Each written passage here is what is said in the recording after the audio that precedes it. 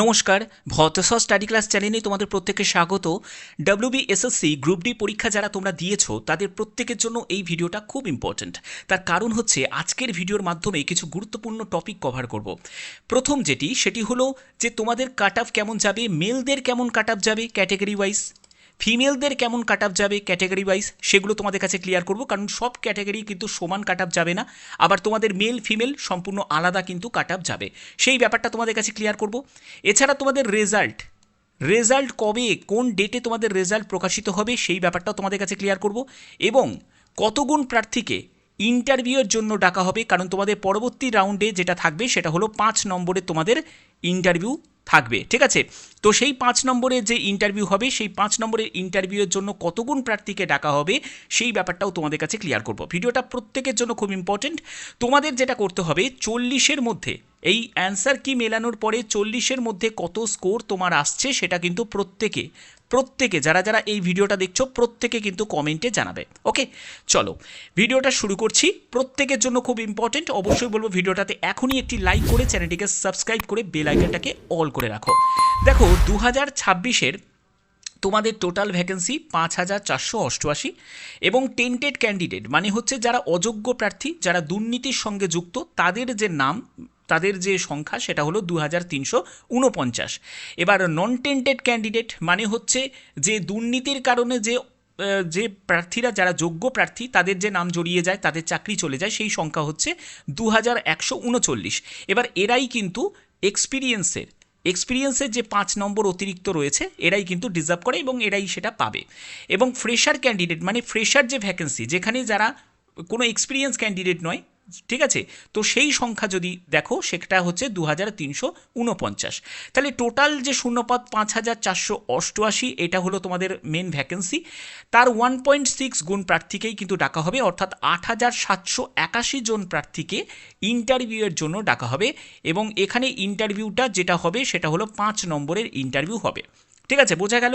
তো তোমাদের যে স্কোরটা যখন তৈরি হবে, ঠিক আছে, তোমাদের যে মানে কাট অফটা যেটা আসবে সেটা কিন্তু 45-এ আসবে, মানে হচ্ছে 40 নম্বর সেটা হলো রিটিন, আর তোমাদের এক্সপিরিয়েন্সে সেটা হলো 5 নম্বর। ঠিক আছে, তাহলে টোটাল হচ্ছে তোমাদের এখানে 45 নম্বর।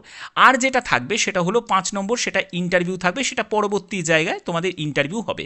তবে এখন যেটা তোমাদের কাট অফ যেটা মানে রেডি হবে, বা তোমাদের যখন তোমাদের রেজাল্ট প্রকাশিত হবে ইন্টারভিউয়ের জন্য যারা কোয়ালিফাইড ক্যান্ডিডেটদের যে রেজাল্ট প্রকাশিত হবে সেটা কিন্তু 45-এর মধ্যে। ঠিক আছে, 45-এর মধ্যে কে কত নম্বর পেলো। এবার যারা এক্সপিরিয়েন্স ক্যান্ডিডেট তারা আগে থেকেই 5 নম্বরটা নিয়ে নিয়েছে, এবার 40-এর মধ্যে সে রিটিনে কত তুললো সেটার উপর একটা ডিপেন্ড করছে। আর যারা এক্সপিরিয়েন্স ক্যান্ডিডেট নয়, যারা ফ্রেশার ক্যান্ডিডেট, তারা এইখানে কিছুই পাচ্ছে না, তারা 40-এর মধ্যে কত পেয়েছে সেটা কিন্তু কাউন্ট হবে। ঠিক আছে, এবং সেই অনুযায়ী একটা কাট অফ তৈরি হবে। ব্যাপারটা বোঝা গেল? আচ্ছা, এর পরবর্তী আমরা চলে যাচ্ছি যে এবার মেল ক্যান্ডিডেটদের কেমন কাট অফ যাবে সেই ব্যাপারটা তোমাদের কাছে বলবো। ফিমেল ক্যান্ডিডেটদের কেমন কাট অফ যাবে ক্যাটেগরি ওয়াইজ সেটাও তোমাদের বলবো। এছাড়া তোমাদের আরেকটি গুরুত্বপূর্ণ ব্যাপার সেটা হলো তোমাদের রেজাল্ট কবে প্রকাশিত হবে সেই ব্যাপারটাও তোমাদের কাছে বলবো।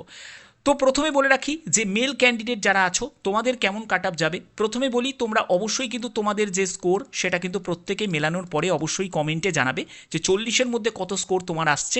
ঠিক আছে, আচ্ছা, তুমি যদি একজন মেল ক্যান্ডিডেট ইউআর থেকে হয়ে থাকো তাহলে অবশ্যই কিন্তু এখানে তোমার যদি 35 +- 2 করে দিতে পারো, মানে 2 বেশি বা 2 কম করতে পারো, তোমাদের যদি এই স্কোরটা আসে তাহলে কিন্তু তুমি সেফ স্কোরের মধ্যেই রয়েছো।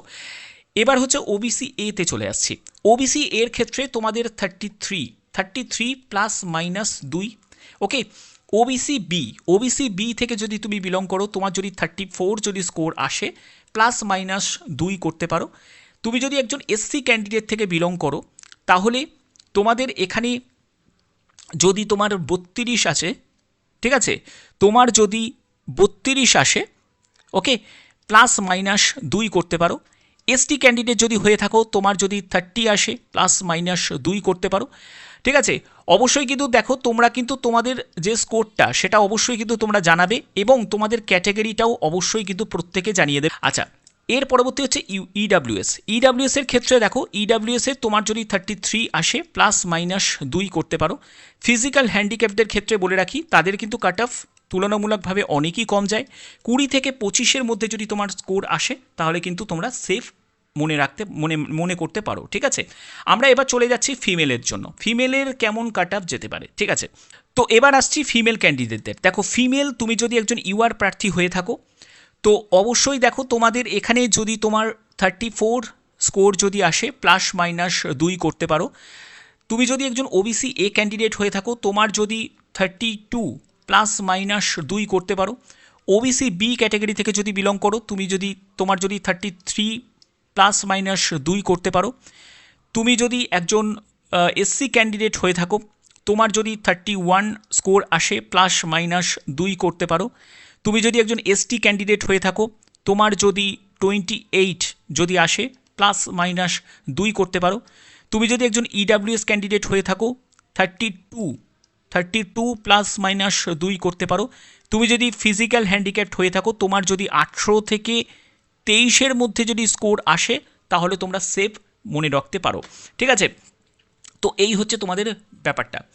এবার তোমরা কিন্তু অবশ্যই তোমাদের যে স্কোরটা আসছে সেটা কিন্তু প্রত্যেকে কমেন্টে জানাবে যে 40-এর মধ্যে কত স্কোর তোমার আসছে। ওকে, আচ্ছা এবার চলে আসছি যে তোমাদের রেজাল্ট কবে প্রকাশিত হবে। দেখো WBSSC গ্রুপ সির যে পরীক্ষা হয়েছিল 1 মার্চ এবং গ্রুপ ডির পরীক্ষা হয়েছিল 8 মার্চ।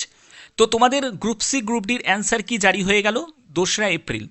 তো অর্থাৎ বলতে গেলে 1 মাসেরও খুবই কম সময়ের মধ্যেই তোমাদের রেজাল্ট মানে 1 মাসের খুব কম সময়ের মধ্যেই তোমাদের অ্যান্সার কি জারি করে দিল। এবার তোমরা অনেকেই ভাবতে পারো যে স্যার তাহলে কি রেজাল্টও 1 থেকে 2 মাসের মধ্যেই প্রকাশিত হয়ে যাবে। এটা মোটেই কিন্তু তোমরা ভেবে রেখো না, কারণ 1 থেকে 2 মাসে কখনোই পসিবল নয়, কারণ সামনে যেহেতু ইলেকশন রয়েছে। তো দেখো কিছুদিন আগে এসএসসি চেয়ারপারসন টেলিগ্রাফ চ্যানেলে তিনি কিন্তু মানে একটা আর্টিকেলে কিন্তু প্রকাশিত হয়েছিল যে জুলাই মাসের আগে কোনোভাবেই তারা রেজাল্ট প্রকাশিত করতে পারবে না। তার কারণ অনেক, কারণ 16 লাখ ক্যান্ডিডেট, তারপরে হচ্ছে ইলেকশনের ব্যাপার রয়েছে সামনে, যেহেতু ইলেকশন তো অনেক কিছু কাজের ব্যাপার থাকবে। তো এই সব কাজের চাপের জন্য তারা কিন্তু এই রেজাল্ট কিন্তু এখন প্রকাশিত করবে না। অর্থাৎ অ্যান্সার কিটা জারি করে দিল, কিন্তু তোমাদের রেজাল্ট প্রকাশিত হবে জুলাই মাসের পরেই জারি হবে। ঠিক আছে, জুলাই মাসের পরেই কিন্তু তোমাদের রেজাল্ট জারি হবে এবং সেটা ধরে রাখতে পারো আগস্ট থেকে সেপ্টেম্বর। ঠিক আছে, আগস্ট থেকে সেপ্টেম্বর এই মাসগুলোই তোমরা ধরে রাখতে পারো, এর মধ্যেই তোমাদের গ্রুপ সি গ্রুপ ডির কিন্তু একসঙ্গেই তোমাদের রেজাল্ট প্রকাশিত হয়ে যাবে। ঠিক আছে, আলাদা আলাদা করে হওয়ার সম্ভাবনাটা খুব কম, একসাথেই কিন্তু রেজাল্ট প্রকাশিত হয়ে যাওয়ার সম্ভাবনাটাই বেশি রয়েছে। ঠিক আছে, এই হচ্ছে তোমাদের গুরুত্বপূর্ণ আপডেট। তো আশা করি এই ভিডিওর মাধ্যমে সম্পূর্ণ ব্যাপারটা তোমাদের কাছে ক্লিয়ার করতে পারলাম। তো ভিডিওটা যদি ভালো লাগে অতি অবশ্যই ভিডিওটাতে একটি লাইক করবে, চ্যানেলটিকে সাবস্ক্রাইব করে বেল আইকনটাকে অল করে রাখবে এবং তোমার 40-এর মধ্যে কত স্কোর আসছে অবশ্যই কিন্তু তোমরা প্রত্যেকে কমেন্টে জানাবে এবং তোমার ক্যাটাগরিটাও কিন্তু প্রত্যেকে জানিয়ে দিও। ওকে, তো এখনের মতো এটুকুই, ধন্যবাদ।